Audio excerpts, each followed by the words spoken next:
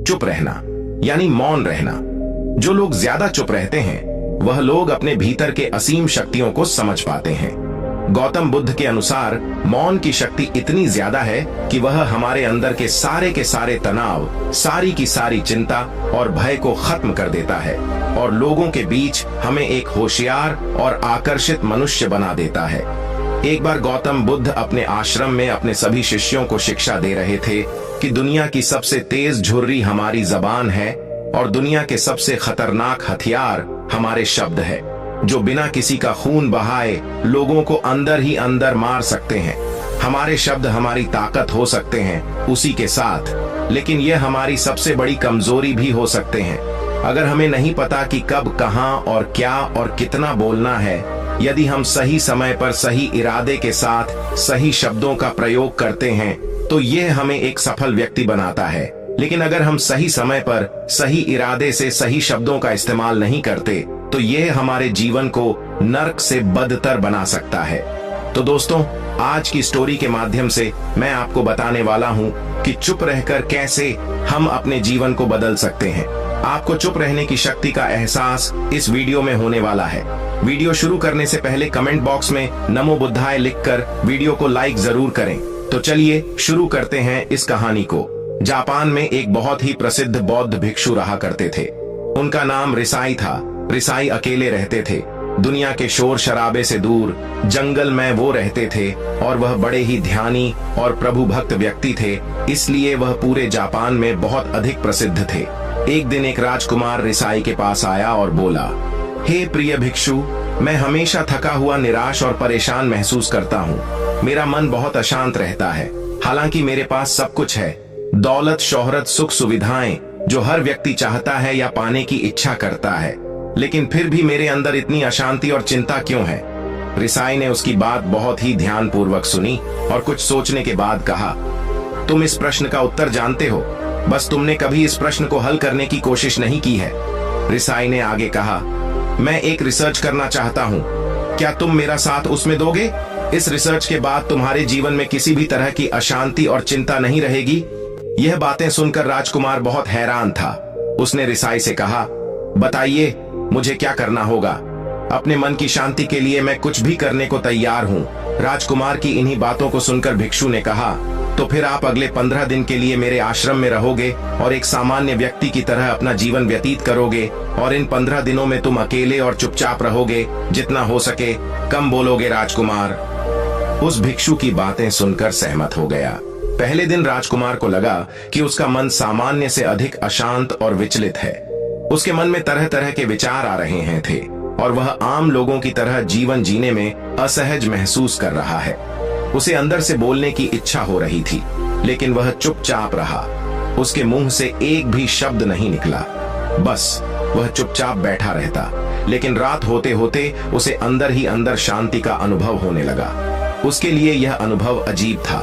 वह खुद से पूछ रहा था कि वह अंदर ही अंदर इतना खुश क्यों है और उसकी आंतरिक बेचैनी और चिंता कम क्यों होने लगी है। अगले दिन राजकुमार अकेला चुपचाप बैठा रहा और वह प्रकृति को निहार रहा। वह पौधों को, फूलों को, आकाश में उड़ रहे पक्षियों को। वह अपने जीवन में पहली बार यह अद्भुत दृश्य महसूस कर रहा था कि उसके पास कितनी सुंदरता है। वह दिन भर प्रकृति की सुंदरता को निहारता रहता और उसकी ताजगी को महसूस करता रहता। इसी तरह से 10 दिन बीत गए और उसके मन की सारी बेचैनी, सारी हलचल, सारी उथल पुथल और सारा तनाव गायब हो गया। 11वें दिन की सुबह राजकुमार फिर से एकांत में बैठ गया और कुछ ही मिनटों में उसकी आंखें अपने आप बंद हो गईं और वह गहरे ध्यान में चला गया। वह पूरे दिन वहीं पर आंखें बंद करके बैठा रहा और गहरे ध्यान में डूबा रहा। न कोई शब्द, न कोई चिंता। राजकुमार भीतर से असीम शांति और आनंद से भर गया। राजकुमार अपने बाकी के 4 दिन इसी तरह गहरे ध्यान में व्यतीत करने के बाद 15 दिन बाद रिसाई के सामने प्रस्तुत हुआ और रिसाई को प्रणाम करके बोला, प्रिय भिक्षु, मुझे उत्तर मिल गया कि मेरे मन में इतनी उथल पुथल और चिंता क्यों थी। मैं जान गया कि मेरा मन इतना अशांत और विचलित क्यों था। रिसाई मुस्कुराते हुए पूछा, बताओ क्या उत्तर मिला तुम्हें? राजकुमार ने कहा, मैं आवश्यकता से अधिक बातें करता था। मैं किसी पर भी अपने शब्द और ऊर्जा व्यर्थ करता था। मैं दिन भर अपने लोगों से फालतू की बातें करता रहता और फिर उन्हीं के बारे में अकेले में सोचता रहता और ज्यादातर समय नकारात्मक ही सोचता रहता। इस तरह मैं बस अपना समय बर्बाद कर रहा था। ज्यादा बोलने और नकारात्मक सोचने की वजह से मेरा मन अशांत और बेचैन हो गया था और इसी वजह से मैं किसी भी काम को ठीक से नहीं कर पा रहा था, जिसकी वजह से मैं हर काम में असफल होने लगा और फिर इन्हीं लगातार मिलने वाली असफलताओं की वजह से ही मैं और भी उदास और चिड़चिड़ा हो गया। इन्हीं सभी चीजों की वजह से मेरा जीवन नष्ट हो रहा था, लेकिन यहाँ पर बिताए हुए 15 दिन मेरे लिए पूरी तरह से अलग थे। मुझे कुछ अलग ही एहसास यहाँ पर हो रहा था। अब मुझे ऐसा लग रहा है मैं अपना जीवन पूरी तरह से जी रहा हूँ, लेकिन इससे पहले मैं अपना जीवन गलत तरीके से जी रहा था और मैंने यह भी सीखा कि हमें सिर्फ ध्यान करने की जरूरत नहीं है। ध्यान अपने आप होता है जब हम शांत और मौन होते हैं। ध्यान के पिछले कुछ दिनों के दौरान मैंने जो पहली चीज सीखी वह यह है कि मनुष्य के जीवन की सबसे महत्वपूर्ण चीज स्वयं को जानना ही है। यह सुनकर रिसाई ने कहा, सिर्फ तुम ही नहीं, दुनिया में ज्यादातर लोग जरूरत से ज्यादा बोलते हैं। आज भी लोग ज्यादातर समय केवल एक दूसरे को नीचा दिखाने के लिए ही बोलते हैं। कुछ लोग ना चाहते हुए भी बातें करते हैं और अपना जीवन बर्बाद कर लेते हैं। रिसाई ने राजकुमार को चुप रहने का महत्व समझाते हुए कहा। एक बार गौतम बुद्ध से उनके शिष्यों ने पूछा, प्रिय बुद्ध, आप ज्यादातर समय चुप क्यों रहते हैं? बुद्ध ने कहा, क्योंकि चुप रहने से व्यक्ति अंदर से अनंत शांति की गहराइयों में होता है। मौन अपने भीतर उतरने की पहली सीढ़ी है। मौन के बिना स्वयं को जानना असंभव है। स्वयं को जानने और समझने का पहला नियम है कि मौन हो जाओ, उतना ही बोलो जितना अत्यंत आवश्यक हो। बेफिजूल की बातें करना छोड़ दो। तुम अचानक पाओगे कि 90% से भी ज्यादातर लोग व्यर्थ ही ज्यादा बोलकर अपना समय बर्बाद कर रहे हैं। ना बोलने का कोई भी नुकसान नहीं है, लेकिन यदि आप ज्यादा बोलते हैं तो आप अत्यधिक गलती कर देते हैं। अगर व्यक्ति कम बोलना शुरू कर दे तो दुनिया की 90% मुसीबतें कम हो जाएंगी, झगड़े फसाद कम हो जाएंगे, उपद्रव कम हो जाएंगे। अगर लोग थोड़ा चुप रहना सीख लिए, संसार की बहुत सारी समस्याएं हैं, बहुत सारा उपद्रव सिर्फ बोलने से पैदा होते हैं। सारी बात मौन सीखने की है। जब तुम नहीं बोलते तब तुम एकांत में अकेले हो गए, बाजार में भीड़ में खड़े हो, नहीं बोलते, हिमालय के शिखर में पहुंच गए। जिसने मौन की कला जान ली वो भीड़ में भी अकेले होने की कला जान लेता है। एकांत में तो आदमी स्वर्ग में है। दूसरे की उपस्थिति ही बेचैनी पैदा करती है। पहले तुम्हें चुप रहने की शक्ति को धारण करना होगा। इससे तुम अधिकतर ऊर्जा को बचा लोगे और फिर इस स्थिति में पहुंच जाओगे कि तुम कम बोलने लगोगे। अगर तुम किसी के यहाँ पर जा रहे हो और परेशान हो जाओ तो ऐसे में उचित है कि आंखें बंद कर लो और अपने में खो जाओ। वहां से आपको ताजगी महसूस होगी, क्योंकि तुम्हारे अंदर ही जीवन का वह स्रोत छिपा हुआ है, वह किसी दूसरे में नहीं है। इसके बाद राजकुमार उस रिसाई से पूछते हैं, आखिर कौन हमें अपने अंदर तक लेकर जाएगा? यह बातें सुनकर रिसाई बुद्ध कहते हैं, तुम्हें स्वयं ही अपने अंदर उतरना होगा और वहीं से परम राज्य जीवन का आनंद ले पाओगे। आनंद का यहीं से जन्म हुआ है। यहीं से तुम मौत में डूब जाओगे। यही तुम्हारा सूरज उदय होगा और यहीं से होगा। इसी प्रकार तुम बार बार ईकी लगाओ। जब भी तुम ईकी लगा कर लौटो वहां से तुम पाओगे फिर ताजगी भरी जीवन की नई संपदा मिलेगी। इस नई शक्ति के जन्म होने से तुम्हारी थकान गई, उदासी गई, चिंता गई। जैसे कोई स्नान करके लौटता है तो शरीर शीतल हो जाता है, शांत हो जाता है, ऐसे ही जब कोई भीतर से साफ होकर वापस आता है, मौन में स्नान करके लौटता है, तो समस्त अस्तित्व, समस्त व्यक्तित्व शांत और मौन हो जाता है, आनंदित हो जाता है। जब तुम आंतरिक मौन की उस पराकाष्ठा पर पहुंच जाओगे तब तुम पाओगे कि बोलने से भी तुम्हारा मौन खंडित नहीं होता, वो बना ही रहता है। उसकी एक अंतर्धारा लगातार तुम्हारे भीतर बहती रहती है। तुम बोलते तो हो, तुम शब्द का उपयोग भी करते हो, लेकिन वो तुम्हारे मौन को खंडित नहीं कर पाती। एक बार गहरे मौन में स्थिर हो जाओ, फिर तुम्हारी वाणी में भी मिठास आ जाएगी। तुम्हारा बोलना संगीत पूर्ण होगा, तुम्हारा बोलना सत होगा। तुम बोलोगे तो दूसरों पर भी शीतलता छा जाएगी। जैसे ही तुम अंदर से चुप होते हो, तुम इतने शक्तिशाली होने लगते हो कि समाज की निर्भरता तुम छोड़ने लगते हो और तुम्हारे जीवन में एक मस्ती आती है जो केवल दीवानों के जीवन में होती है। तुम्हारे चेहरे पर एक नई रौनक आ जाती है, तुम्हारी आंखें किसी अमृत के समान हो जाती हैं और तुम अनंत शांति के समुद्र में डूबने लगते हो। इतना कहकर भिक्षु रिझा ने अपनी बात खत्म की और वो मौन में चले गए। राजकुमार उनका धन्यवाद कर कर अपने महल में चला गया। दोस्तों, आपने भी अनुभव किया होगा कि बहुत ज्यादा बात करने से दिमाग अशांत हो जाता है, जिससे हम अपने दिमाग पर नियंत्रण खो देते हैं और साथ ही अपना ध्यान भी खो देते हैं। जो लोग बहुत ज्यादा बोलते हैं, उनके पास किसी एक काम पर ध्यान केंद्रित करने की काबिलियत नहीं होती। वह अपने किसी भी लक्ष्य पर पूरी तरह से ध्यान केंद्रित नहीं कर पाते।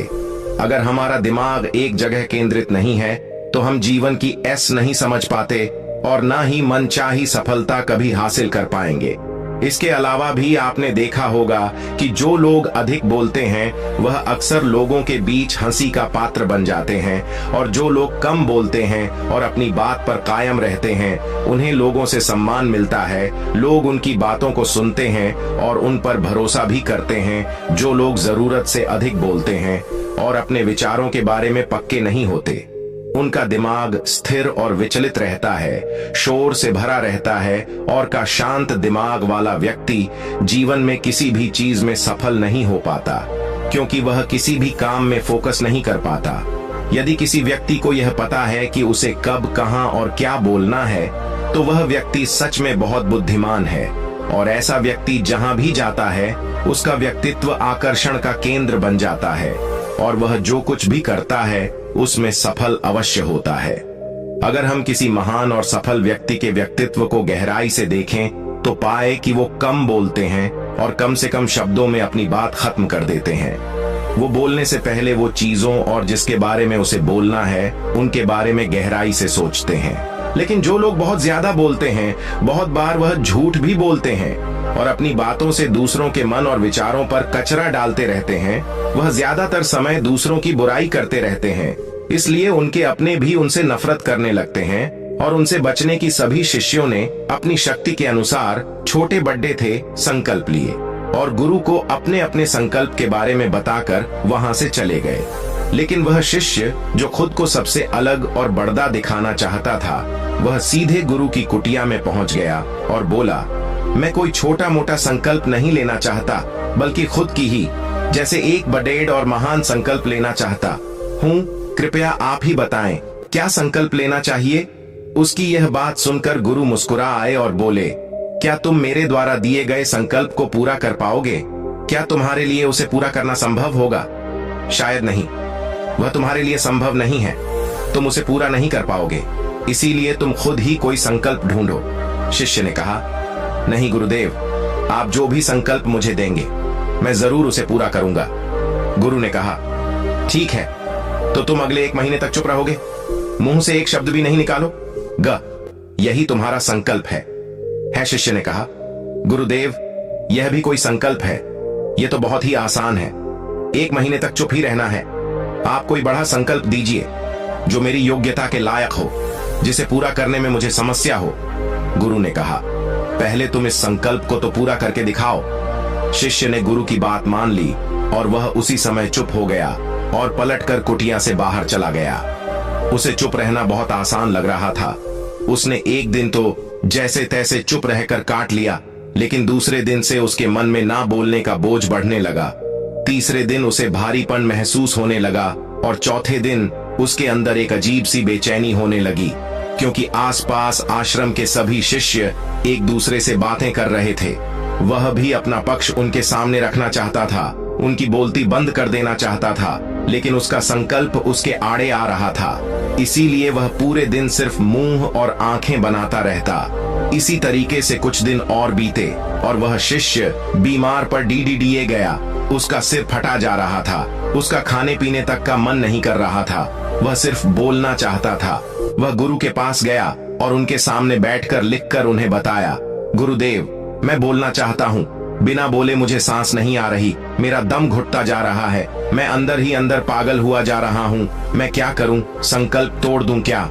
यह पढ़कर गुरु मुस्कुराए और बोले, संकल्प तो तोड़ने के लिए ही होते हैं, लेकिन जो अपने संकल्प को पूरा कर लेता है वही अपनी आंतरिक शक्ति को बढ़ाता है, और जो अपनी आंतरिक शक्ति को बढ़ा लेता है वह समाज और जागृति की राह पर आगे आंच जाता है। संकल्प का लेना भी तुम्हारे हाथ में था और इसे तोड़ना भी तुम्हारे ही हाथ में है। तुम्हारे बहुत से भाई अपने संकल्प को तोड़कर अपनी पुरानी दिनचर्या पर वापस आ चुके हैं। अगर तुमसे नहीं हो पा रहा तो तुम भी संकल्प तोड़ अपनी पुरानी दिनचर्या पर वापस जा सकते हो। लेकिन याद रहे, अगर आज तुम इस छोटे से संकल्प को नहीं संभाल पा रहे तो तुम अपनी बाकी की पूरी जिंदगी को कैसे संभाल सकोगे? बाकी फैसला पूरी तरह से तुम्हारे हाथों में है। गुरु की यह बात उस शिष्य के दिल में चोट कर गई। वह बिना कुछ बोले वहां से वापस चला गया और खुद को अपनी कुटिया में बंद कर लिया। वह केवल अपने जरूरी कामों के लिए ही कुटिया से बाहर निकलता, बाकी सारे समय कुटिया के अंदर ही बैठा रहता। 15 दिन बीत चुके थे और आश्रम के लगभग सभी शिष्यों का संकल्प अब तक टूट चुका था, लेकिन उसका संकल्प अभी भी जारी था। संकल्प लेने के बाद से अब तक उसने एक शब्द भी नहीं बोला था। सारा आश्रम हैरान था कि इतना बोलने वाला इंसान चुप कैसे हो गया। 15 दिन बीतने के बाद वह दोबारा अपने गुरु के पास गया और लिखकर बताया है, गुरुदेव, मैं बाहर से तो चुप हूँ, लेकिन मेरे भीतर बहुत सी आवाजें हैं, बहुत सी चीख पुकार और शिकायतें हैं। मैं अंदर ही अंदर बात करता रहता हूँ। मेरा मन तरह तरह के प्रश्न पूछता रहता है। मैं बाहर से जितना मौन हूँ, भीतर से उतने ही शोर शराबे से भरा हुआ हूँ। क्या इस तरह से मेरा संकल्प अभी भी जारी है? गुरु ने कहा, हाँ, तुम्हारा संकल्प अभी भी जारी है, लेकिन जब तक लोगों की यह आवाजें तुम्हारे कानों में पेड़ देती रहेंगी, तुम्हारा मन बोलता रहेगा, क्योंकि इसे तो आदत है बोलने की। तुम भले ही बाहर से चुप रहो, लेकिन तुम अंदर ही अंदर बोलते रहोगे। तुम्हें इन बातों से, इन आवाजों से दूर जाना पड़ी रहेगा। शिष्य गुरु को प्रणाम कर वहां से चला जाता है और सुबह होते ही अपनी कुटिया छोड़ा कर जंगल की तरफ चला जाता है। कई दिन बीत जाते हैं, संकल्प का समय भी पूरा हो जाता है, लेकिन शिष्य लौटकर नहीं आया। आश्रम में सभी को डर था कि कहीं जंगली जानवर ने उसे खा ना लिया हो। इस बीच उसे ढूंढने की बहुत कोशिश की गई, लेकिन वह कहीं नहीं मिला। सभी गुरु भाइयों ने मान लिया था कि जंगली जानवरों ने उसे अपना शिकार बना लिया है, लेकिन गुरु को ऐसा नहीं लगता था। एक दिन आश्रम का एक अन्य शिष्य गुरु के पास आया और बोला, गुरुदेव, हमारे उस अधिक बोलने वाले भाई के साथ क्या हुआ होगा? क्या जानवर ने उसे मार दिया होगा? गुरु ने कहा, हो सकता है कि जानवरों ने उसे अपना शिकार बना लिया हो, लेकिन उसके न लौटने की एक दूसरी वजह भी हो सकती है। शायद उसे वह मिल गया है जिसके लिए वह गया था। फिर शिष्य ने पूछा, गुरुदेव, क्या ज्यादा बोलना इतना हानिकारक होता है? गुरु ने कहा, इंसान के जीवन के बहुत सारे दुखों में से एक दुख यह भी है कि वह कभी चुप नहीं रह सकता, हमेशा कुछ न कुछ बोलता ही रहता है। सिर्फ हमारे बोलने के कारण हमारे आधे से ज्यादा दुख पैदा होते हैं। परिवार के अधिकतर झगड़ों की वजह हमारा बेमतलब बोलना ही होता है। हम में से कोई भी चुप नहीं रहना चाहता। हम बस सामने वाले को सुना देना चाहते हैं। जो भी हमारे मन में है, सब निकालकर उसके मन में बैठा देना चाहते हैं। उसे समझा देना चाहते हैं कि देख, तू गलत है और मैं सही। और इस तरीके से सब एक दूसरे की सड़ ही गली बातों को ग्रहण कर रहे हैं। इस तरीके से सुनने और सुनाने का यह काम जिंदगी भर चलता रहता है। लेकिन इस नासमझी में हम अपना समय, अपना जीवन, अपनी समझ और सबसे महत्वपूर्ण व कीमती पल जो जिए जा सकते हैं, जिनको अनुभव किया जा सकता है, जिनमें आनंद को प्राप्त किया जा सकता है, ये सब खो देते। लेकिन इसके बदले हमें मिलता क्या है? कुछ नहीं, सब व्यर्थ और बर्बाद हो जाता है। इस पागलपन में हमने क्या खो दिया, इसका एहसास केवल कुछ ही लोगों को हो पाता है। बाकी लोग जैसे उन्हें अपने आने का पता नहीं, वैसे ही उन्हें अपने जाने का भी पता नहीं चल पाता। शिष्य ने कहा, तो फिर इसका समाधान क्या है? गुरु ने कहा, पूरी जागरूकता के साथ अपने विचारों को देखना, यही एकमात्र तरीका है। सारी मानसिक समस्याओं का वर्तमान में रहकर चिंतन करना, पूरी जागरूकता के साथ अपना काम करना जिंदगी में चमत्कारिक बदलाव ला देता है। उसके बाद वह शिष्य गुरु से अपने प्रश्नों का उत्तर पाकर उनको प्रणाम करके वहां से चला गया। उस शिष्य को आश्रम छोड़ कर गए हुए 3 महीने का समय बीत चुका था, लेकिन उसकी कोई खबर न थी। अब तक तो सभी गुरु भाइयों ने भी उसके वापस लौटने की उम्मीद छोड़ दी थी, लेकिन एक दिन वह आश्रम लौट आता है। उसे देख सभी के आश्चर्य और खुशी का ठिकाना ना रहा, लेकिन अब वह नहीं था जो यहां से गया था। वह कुछ और ही बनकर वापस आया था। उसके अंदर एक गजब का बदलाव महसूस किया जा सकता था। उसके चेहरे पर एक गजब का ठहराव और आंखों में बनी शांति थी। आश्रम में आते ही सभी गुरु भाइयों ने उसे चारों तरफ से घेर लिया और बातें करने लग गए। वह भी अपने गुरु भाइयों से बातें करने लगा। उससे बात करने वाले सभी ने यह अनुभव किया कि अब वह पहले जैसा उतावला और बातूनी नहीं रह गया था। उसके मुंह से एक एक शब्द बहुत ही सुलझे हुए और मधुरता के साथ निकल रहे थे। थोड़ी देर तक गुरु भाइयों से बात करने के बाद वह सीधा गुरु की तरफ चला गया। उसने गुरु के चरण छुए और कहा, गुरुदेव, क्या मैं अब भी मौन हूं? क्या अब भी मेरा संकल्प जारी है? गुरु ने कुछ देर तक शिष्य की आंखों में बड़े ध्यान से देखा और कहा, हाँ, तुम अब भी मौन हो।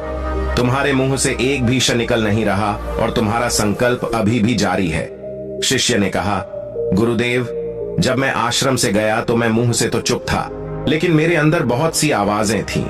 मन में बहुत से प्रश्न थे और वह बंद नहीं हो रहे थे, तो मैं जंगल में चला गया, इस उम्मीद से कि वहां मुझे शांति मिलेगी और मेरे मन की बकबक कम हो जाएगी। लेकिन मैं जितना एकांत में जाता गया, मेरे अंदर की आवाज उतनी ही तेज होती गई। मेरे भीतर की पुरानी से पुरानी आवाज मुझे सुनाई देने लगी। तब जाकर मैंने महसूस किया कि मैं कितना गलत कर रहा था।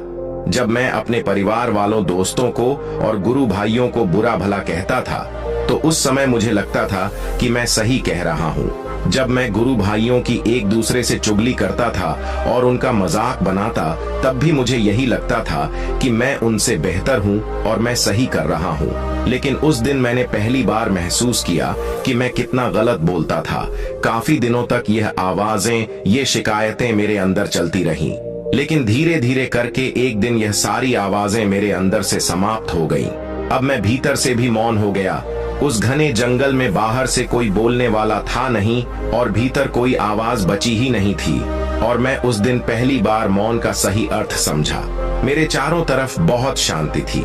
हालांकि अभी भी कुछ आवाजें आ रही थीं जो पहले भी आती थीं, लेकिन मैं उन्हें सुन नहीं पाता था। पर अब वह सभी आवाजें मुझे स्पष्ट रूप से सुनाई दे रही थीं। हवा के चलने की आवाज, चींयों के चहक की आवाज और पानी के बहने की आवाज, ये सभी आवाजें मैंने पहली बार पूरे होश पूर्वक सुनी। अपने चारों तरफ इतनी शांति मैंने पहले कभी महसूस नहीं की थी। तो इस शांति को भंग करने के लिए मैंने पहली बार अपने मुंह से कोई शब्द निकाला। मैं चिल्लाया, हे ईश्वर, ये कैसी शांति है?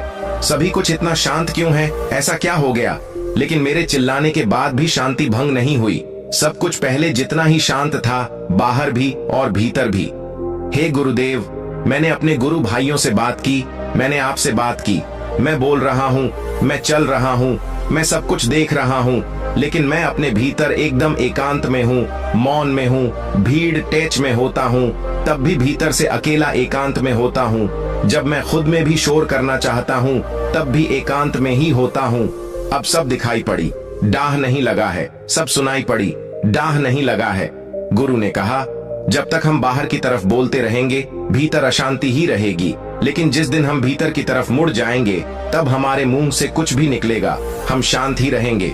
दुनिया में जितनी भी बुराइयां हैं, ज्यादातर हमारे बोलने से ही उत्पन्न होती है, क्योंकि हम चुप रहना नहीं चाहते।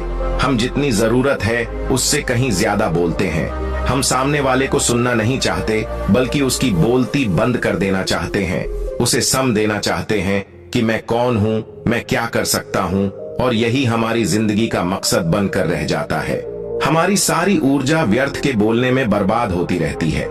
ऐसे ही समाज में लोगों का जीवन दुखों से भर जाता है, जो हमेशा एक दूसरे को सुनाने में लगे रहते हैं। कभी एक दूसरे को सुनना नहीं चाहते, समझना नहीं चाहते, और चुप रहना तो उन्होंने कभी सीखा ही नहीं, क्योंकि चुप रहना उन्हें छोटा महसूस करवाता है। दुनिया की सभी लड़ाइयां का कारण हमारा बोलना ही है, इसलिए हमें सिर्फ उतना ही बोलना चाहिए जितना जरूरी हो, क्योंकि व्यर्थ का बोलना ऊर्जा को नष्ट करना है, और यह बोलना ही हमें कभी अपने भीतर की ओर लौटने नहीं देता, क्योंकि यह हमें बाहर की ओर खींच कर रखता है। और बाहर है ही क्या? इस संसार के अलावा। लेकिन अगर अपने भीतर के संसार की ओर मड़ना है तो इस मुंह को बंद ही रखना चाहिए। इसीलिए जितने भी बुद्ध हुए, आत्मज्ञानी हुए, वह सभी एकांत की ओर भागे ताकि उन्हें ज्यादा ना बोलना पड़ी, देह ज्यादा सुनना ना पड़ी है। वह एकांत में रहे और शांत रहे, इसीलिए आसानी से भीतर की यात्रा कर पाए। लेकिन अगर कोई चाहे तो इस संसार में रहकर भी एकांत में रह सकता है, लेकिन इसके लिए उन्हें अपनी ऊर्जा बचानी होगी जिसे वह अब तक अपने व्यर्थ के शब्दों में बर्बाद कर रहे थे। दोस्तों, इस कहानी की सीख यही है कि व्यर्थ का बोलना ऊर्जा को नष्ट करना है ज्यादा, और व्यर्थ बोलना ही हमें अपने भीतर की ओर लौटने नहीं देता, क्योंकि यह हमें बाहर की ओर झुकाए रखता है। और जिन्हें भीतर की यात्रा करनी है उन्हें अपने मुंह को बंद ही रखना चाहिए। दोस्तों, आपको ये वीडियो जरूर पसंद आया होगा। अगर पसंद आया हो तो हमारे इस चैनल को लाइक, शेयर और सब्सक्राइब जरूर करें